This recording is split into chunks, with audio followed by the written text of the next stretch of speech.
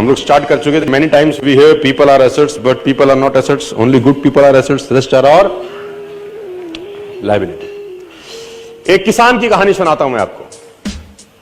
एक बहुत मेहनती किसान था। वो बहुत मेहनत से अपने खेत की रक्षा करता था, बीज बोता था, फसल उगाता था, उसको काटता था और पैसे कमाता था। बड़ा ईमानदार था अपने काम के अंदर। लेकिन अब उसका खेत बहुत बड़ा हो गया, पैसे उसने कमा लिए, तो आसपास का भी जमीन उसने खरीद लिया। अब उसको एक सपोर्ट सिस्टम का जरूरत पड़ा।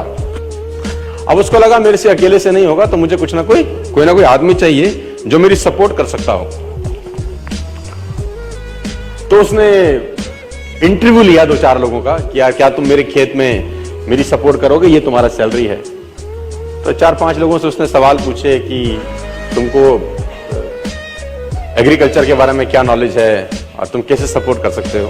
तो सब लोगों ने उसको अलग अलग जवाब दिए। उसको किसी का जवाब समझ नहीं आया तो उसने सबको रिजेक्ट कर दिया। एक लड़के से उसने सवाल पूछा कि तुम क्या करोगे, कैसे करोगे। तो उस लड़के ने बड़ा अटपटा जवाब दिया, समझ उसको नहीं आया, लेकिन उसने उस जवाब के कारण उसको रख लिया। उसने बोला तुम क्या करोगे। वो बोला I can sleep when the wind blows, जब बहुत तेज हवा चलेगी तो मैं सो जाऊंगा। उसको समझ नहीं आया, लेकिन उसने इसके अटपटे जवाब के कारण उसको रख लिया। इसका पता नहीं क्या मतलब है, देखते हैं। अब वो दोनों खेत की रक्षा करने लगे। बढ़िया फर्स्ट क्लास फसल होती थी, काटते थे। एक बार रात को जो मालिक था उस खेतों का, उसने दौड़ते दौड़ते ढूंढा उस आदमी को जिसने उसको नौकरी पे रखा था, I can sleep when the wind blows को। और दौड़ते दौड़ते गया क्योंकि बहुत तूफान आ गया। तो उसको लगा यार ये फसल मेरी खराब हो जाएगी और जितने भी जानवर बंधे हुए हैं ये सब इधर उधर भाग जाएंगे। तो फटाफट देखो, सो रहा है पागल आदमी इतना तूफान में, तो कम से कम उसको फसल की रक्षा करनी पड़ेगी। ऊपर कुछ डाले, कुछ करे, जानवरों को पकड़े, ये देखे। और वो अंदर गया तो वो आराम से मस्त सो रहा था। उसने बोला उठ, तेरे को पता नहीं कि तेरी नौकरी क्या है। उसने बोला मैंने तो कहा ही था I can sleep when the wind blows. उसने कहा ये पागल बेवकूफ आदमी है, कहां मेरे पल्ले पड़ गया है, मैं खुद ही करता हूं, तो जब तक जागेगा तब तक काम हो जाएगा। वो फटाफट जाके देखा, उसने जितने उसके पशु थे वो फर्स्ट क्लास तरीके से उसने बांध के साइड पे ऑलरेडी रखे हुए थे। जितनी फसल थी उसकी बढ़िया तरीके से उसने चौकीदारी कर रखी थी कि कोई तकलीफ नहीं है। उसने बोला जाके सो जाओ, मैंने काम ऑलरेडी पहले से कर रखा है। I can sleep when the wind blows. उसको समझ में आया, इसका मतलब बड़ा सिंपल ये था कि जब परेशानी आएगी तब काम करने की जरूरत नहीं है, काम हमेशा उससे पहले करके रख लेना चाहिए।